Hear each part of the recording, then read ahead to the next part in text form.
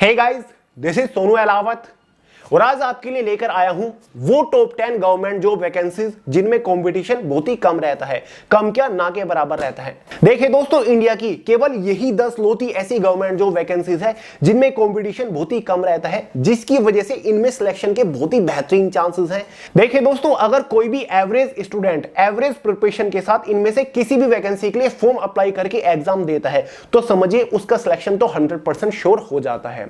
तो आगे इस वीडियो में वन बाय वन सभी वैकेंसी रिगार्डिंग शॉर्ट डिटेल आपको देता चलूंगा कि भाई कौन से डिपार्टमेंट के अंदर कौन से पोस्ट के ऊपर कितनी वैकेंसीज हर साल आती है, एलिजिबिलिटी क्राइटेरिया क्या है, एज लिमिट, एजुकेशन क्वालिफिकेशन की मिनिमम रिक्वायरमेंट क्या रखी जाती है और सबसे important post wise competition level के बारे में भी आपको बताऊंगा, यानी कि हर साल किस पोस्ट के ऊपर कितने कैंडिडेट्स फॉर्म अप्लाई करते हैं, सिलेक्शन के चांसेस कितने ज्यादा हैं। तो चलिए दोस्तों, आज का ये वीडियो बहुत ज्यादा इंपॉर्टेंट और इंफॉर्मेटिव है, इसलिए आखिर तक जरूर देखिएगा पूरे ध्यान से। तो चलिए बहुत ज्यादा टाइम वेस्ट नहीं करते, फटाफट वीडियो शुरू करते हैं। बट उससे पहले आपको एक छोटी मगर मोटी इंफॉर्मेशन दे दूं।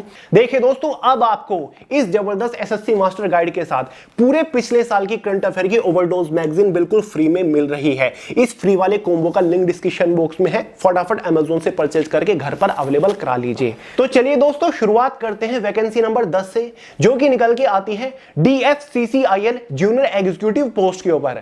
DFCCIL मतलब dedicated freight corridor corporation of India limited. एक तरीके से इसको हम इंडियन रेलवे का ही डिपार्टमेंट कह सकते हैं, यानी कि इंडिया के अंदर जो मालगाड़ी तंत्र है ये उसको कंट्रोल करता है, जिसके अंदर जूनियर एग्जीक्यूटिव की पोस्ट के ऊपर वैकेंसी आती है। बहुत ही बेहतरीन पोस्ट है। इस पोस्ट के ऊपर 250 के आसपास टोटल वैकेंसी आती है। सबसे best post junior executive operation and business development की है। 18 से 30 साल जनरल वालों के लिए एज लिमिट रखी जाती है। अगर आपने कोई भी बैचलर डिग्री पास कर रखी है तो आप एलिजिबल होती हो। लास्ट ईयर ये वैकेंसी मई जून 2023 के अंदर आई थी। Total number of application form last year इस पोस्ट के ऊपर 52,000 के आसपास अप्लाई हुए थे, यानी कि पर सीट कंपटीशन 208 कैंडिडेट्स का था। तो सिलेक्शन के चांसेस काफी बेहतरीन होते हैं इस पोस्ट के ऊपर भी, क्योंकि काफी सारे लोग अभी तक इस डिपार्टमेंट के बारे में जानते ही नहीं है।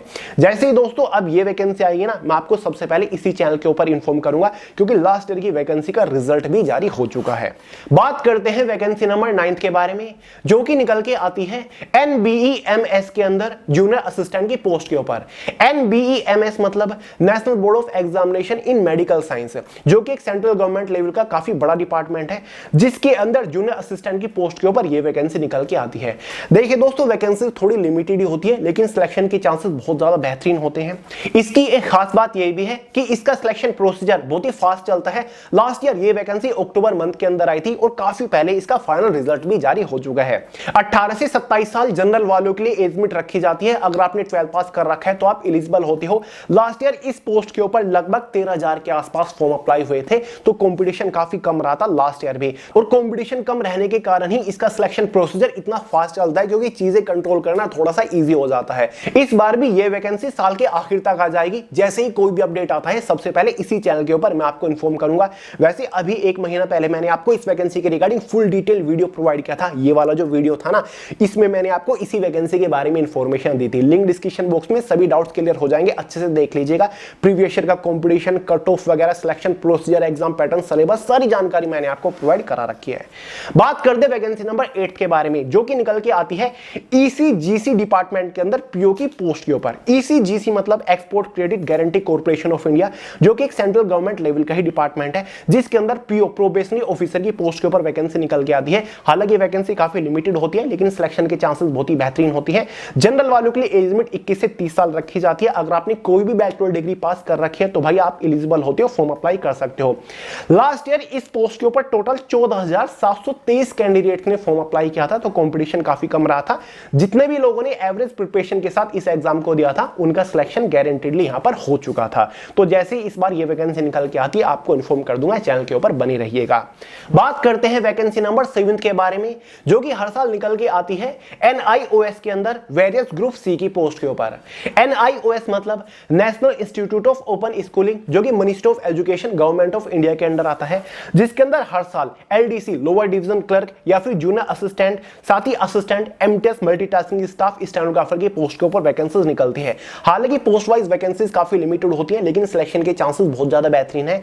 और हर साल इस वैकेंसी के बारे में बहुत सारे लोगों को तो पता नहीं चलता, क्योंकि चुपके से ये वैकेंसी निकल के चली जाती है। मैंने आपको इसके बारे में वीडियो प्रोवाइड करा था। देखिए दोस्तों, लास्ट ईयर अगर हम बात करें जूनियर असिस्टेंट की पोस्ट की, तो केवल और केवल 11,000 ही फॉर्म अप्लाई हुए थे। वहीं पर एमटीएस की पोस्ट के ऊपर 8,500 ही फॉर्म अप्लाई हुए थे। तो देख रहे हो कंपटीशन कितना कम, और वैकेंसी लगभग 62 के आसपास यहां पर रही थी। 18 से 27 साल एज लिमिट रखी जाती है। 12वीं पास वाले जूनियर असिस्टेंट की पोस्ट के लिए एलिजिबल होते हैं। असिस्टेंट की पोस्ट के लिए सभी बैचलर डिग्री पास कैंडिडेट्स एलिजिबल होते हैं। एमटीएस की पोस्ट के लिए सभी 10th पास कैंडिडेट्स एलिजिबल होते हैं। तो दोस्तों, हर साल ये वैकेंसी जरूर आती है। पिछले साल अप्रैल मंथ में आई थी, इस बार भी वैकेंसी आपको अगस्त के आसपास दिख जाएगी। जब लास्ट ईयर का फाइनल रिजल्ट जारी हो जाएगा, सबसे पहले वैकेंसी का नोटिफिकेशन ही जारी किया जाएगा। इस टाइप की वैकेंसी को मैं अक्सर कवर करता हूं चैनल के ऊपर, इसलिए बने रहिए। बात करते वैकेंसी नंबर 6 के बारे में, और पर्सनली मेरी फेवरेट है। जी हां दोस्तों, मैं बात कर रहा हूं NHB assistant manager recruitment. NHB मतलब नेशनल हाउसिंग बैंक, जिसके अंदर हर साल असिस्टेंट मैनेजर की पोस्ट के ऊपर वैकेंसी आती है। 21 से 30 साल जनरल वालों के लिए एज लिमिट रखी जाती है। सभी बैचलर डिग्री पास कैंडिडेट्स फॉर्म अप्लाई कर सकते हैं। हालांकि वैकेंसीज काफी लिमिटेड होती हैं, लेकिन लास्ट ईयर 15,000 के आसपास ही कैंडिडेट्स ने फॉर्म अप्लाई किया था, और एग्जाम में लगभग 6,500 के आसपास ही कैंडिडेट बैठे थे। तो यहां पर भी कंपटीशन काफी कम रहता है, सिलेक्शन के चांसेस बहुत बेहतरीन होते हैं। बात करते हैं वैकेंसी नंबर 5 के बारे में, जो कि निकल के आती है सीसीआरएस के अंदर वेरियस ग्रुप सी की पोस्ट के ऊपर वैकेंसी। सीसीआरएस मतलब central council for research in Ayurvedic science, जो कि ministry of Ayush government of India के अंडर आता है, जिसके अंदर ऑलरेडी पिछले साल वेरियस ग्रुप सी की पोस्ट के ऊपर वैकेंसीज अनाउंस हो चुकी थी, जिसमें हमारी एलडीसी की पोस्ट के ऊपर, एमटीएस की पोस्ट के ऊपर, यूडीसी स्टेनोग्राफर की पोस्ट के ऊपर 595 वैकेंसीज अनाउंस हुई थी। 18 से 27 साल, 18 से 25 साल इस तरीके से एज लिमिट थी। 10वीं पास वाले एमटीएस के लिए एलिजिबल है, 12वीं पास वाले एलडीसी के लिए एलिजिबल है, ग्रेजुएट यूडीसी के लिए एलिजिबल है। देखिए दोस्तों, लास्ट ये वैकेंसी 2019 में निकली थी, जहां पर केवल और केवल 28,000 ही फॉर्म अप्लाई हुए थे, सभी पोस्ट को कंबाइंड करके केवल 28,000 फॉर्म अप्लाई हुए थे। सर्च करके देख लीजिएगा, डेटा आपको मिल जाएगा, ठीक है। आरटीआई भी आप लगा के चेक कर सकते हो। तो लास्ट ईयर वैकेंसी अनाउंस तो हुई थी, लेकिन किसी कारण की वजह से पोस्टपोन हो गई थी, और डिपार्टमेंट ने यह कह रखा है कि नई डेट जो होगी वैकेंसी की, नया नोटिफिकेशन जो होगा जल्दी ही जारी किया जाएगा। तो पूरी उम्मीद है आने वाले 1-2 महीने के अंदर सीसीआरएस के अंदर आपको ये वैकेंसी देखने को मिल जाएगी। तो कंपटीशन काफी कम रहता है, क्योंकि अननोन डिपार्टमेंट है, बहुत सारे लोग जानते नहीं, और बहुत ही कभी वैकेंसी निकालता है ये डिपार्टमेंट। बात करते हैं वैकेंसी नंबर 4 के बारे में, जो कि निकल के आती है एनआईएसीएल के अंदर एओ की पोस्ट के ऊपर। एनआईएसीएल मतलब new India assurance corporation limited, जो कि एक सेंट्रल गवर्नमेंट लेवल का बहुत बड़ा डिपार्टमेंट है, जिसके अंदर एओ एडमिनिस्ट्रेटिव ऑफिसर की पोस्ट के ऊपर वैकेंसी निकल के आती है। लास्ट ईयर ये वैकेंसी निकली थी। 21 से 30 साल जनरल वालों के लिए एज लिमिट रखी जाती है। अगर आपने कोई भी बैचलर डिग्री पास कर रखी है तो भाई आप एलिजिबल होती हो। लास्ट ईयर इस पोस्ट के ऊपर लगभग 23,000 टोटल फॉर्म अप्लाई हुए थे। वैकेंसी हालांकि ठीक ठाक थी जनरल की पोस्ट के ऊपर, ठीक है, लेकिन फिर भी फॉर्म बहुत कम अप्लाई हुए थे। बहुत सारे लोग इस डिपार्टमेंट के बारे में जानते नहीं है। इस पोस्ट के ऊपर सिलेक्शन होने के बाद 85,000 के आसपास आपकी इनिशियल इन हैंड सैलरी रहती है। अब ये वैकेंसी आपको या तो इस साल के आखिर में या फिर अगले साल के फर्स्ट क्वार्टर में गारंटीडली देखने को मिल जाएगी। तो पहले से आप प्रिपेयर रहिए। अगर आप इसको एसबीआई से, आईबीपीएस से कंपेयर करोगे तो उनके कंपैरिजन में तो बहुत ही कम कंपटीशन रहता है, बहुत ही बेहतरीन सिलेक्शन के चांसेस है। बात करते हैं वैकेंसी नंबर 3 के बारे में, जो कि निकल के आती है आईडीबीआई के अंदर जूनियर असिस्टेंट मैनेजर की पोस्ट के ऊपर। आईडीबीआई मतलब industrial development bank of India, जिसके अंदर जूनियर असिस्टेंट मैनेजर की पोस्ट के ऊपर वैकेंसी निकलती है। लास्ट 500 इस पोस्ट के ऊपर वैकेंसी निकली थी, और फॉर्म पता कितने अप्लाई हुए थे? केवल 23,000 टोटल फॉर्म अप्लाई हुए थे इस पोस्ट के ऊपर। तो कंपटीशन बहुत ही कम रहा था। 20 से 25 साल एज लिमिट रखी जाती है, और यही सबसे बड़ा कारण है जिसकी वजह से कंपटीशन कम रहता है। और ये एक single day exam based recruitment है। एक एग्जाम आपका कंडक्ट कराया जाता है, उसके बेसिस पर आपको फाइनल सिलेक्शन यहां पर दिया जाता है, ठीक है। क्योंकि एज लिमिट 20 से 25 साल है, 21 से 30 साल या फिर 32 साल नहीं है, इसी वजह से कंपटीशन कम रहता है। बहुत सारे लोगों की एक्सपायर हो जाती है एज। अगर आपने कोई भी बैचलर डिग्री पास कर रखी है तो भाई आप एलिजिबल होते हो। ये वैकेंसी आपको इस साल के आखिर तक या फिर अगले साल के शुरुआत में देखने को मिल जाएगी। आईडीबीआई के अंदर असिस्टेंट मैनेजर की पोस्ट के ऊपर भी वैकेंसी हर साल निकलती है। वहां पर भी कंपटीशन काफी कम रहता है, वो थोड़ी हाई लेवल की पोस्ट है एज कंपैरिजन दिस। और साथ ही एग्जीक्यूटिव की पोस्ट के ऊपर वैकेंसी निकलती है, वहां पर भी कंपटीशन ठीक ठाक रहता है, कम रहता है, लेकिन अब वहां पर ठीक ठाक रहने लगा है। बात करते हैं वैकेंसी नंबर 2 के बारे में, जो कि निकल के आती है ईपीएफओ के अंदर एसएसए की पोस्ट के ऊपर। EPFO employees provident fund organisation, जो कि ministry of labour and employment government of India के अंदर आता है, जिसके अंदर एसएसए सोशल सिक्योरिटी असिस्टेंट की पोस्ट के ऊपर लास्ट ईयर भी वैकेंसी आई थी, जहां पर टोटल वैकेंसी 2674 थी। फॉर्म पता कितने अप्लाई हुए थे? 1,80,000 के आसपास फॉर्म अप्लाई हुए थे। अगर इतनी वैकेंसी एसएससी के अंदर निकलती है ना, अगर आप इसको सीजीएल सीएचएसएल से कंपेयर करोगे ना, तो वहां पर 35, 40, 50 लाख फॉर्म अप्लाई होते हैं। और यहां पर कितने अप्लाई हुए हैं? लगभग केवल और केवल 2 लाख के आसपास फॉर्म अप्लाई होते हैं। देखिए दोस्तों, 18 से 27 साल एज लिमिट रखी जाती है। अगर आपने कोई भी बैचलर डिग्री पास कर रखी है तो आप एलिजिबल है। देखिए दोस्तों, ये वैकेंसी आपको अगले साल यानी कि 2025 में देखने को मिलने वाली है। बात कर लेते हैं दोस्तों वैकेंसी नंबर 1 के बारे में, और पर्सनली मेरी फेवरेट है, और 2023 के अंदर बहुत जबरदस्त क्रेज इस वैकेंसी का बना था, लेकिन फिर भी यार रिजल्ट काफी चौंकाने वाला रहा। जितना सोचा था इतने लोगों ने इसमें फॉर्म अप्लाई नहीं किया। इंटरेस्ट तो बहुत लोगों ने दिखाया, लेकिन फॉर्म अप्लाई इतने नहीं हुए थे। जहां दोस्तों मैं बात कर रहा हूं AAI junior executive post recruitment, airport authority of India, जो कि ministry of civil aviation government of India के अंदर आता है।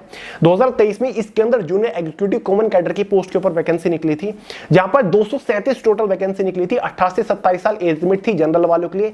सभी बैचलर डिग्री पास कैंडिडेट्स एलिजिबल थे, और टोटल फॉर्म पता है कितने अप्लाई हुए?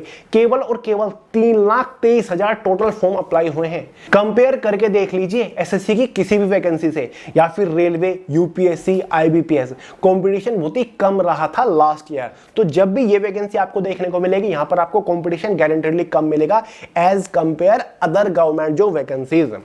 देखिए दोस्तों, बहुत ही बढ़िया सैलरी मिलती है इस पोस्ट के ऊपर। सिलेक्शन होने के बाद 65,000 सैलरी मिलती है, और सिलेक्शन प्रोसीजर बहुत ही फास्ट चलता है। और खास बात यह है कि इसके एग्जाम में कोई भी नेगेटिव मार्किंग नहीं होती, और ये एक single day exam based recruitment है। देखिए इतनी खास बातें हैं, फिर भी इतने सारे लोगों ने इसके लिए फॉर्म अप्लाई नहीं किया था। कॉम्पिटिशन फिर भी बहुत कम रहा था। तो दोस्तों पहले ही तैयार रहिएगा, इस बार भी एएआई की ये वैकेंसी आपको साल के आखिर तक देखने को मिल सकती है। जैसे कोई भी अपडेट आता है, सबसे पहले इसी चैनल के ऊपर आपको इन्फॉर्म करूंगा।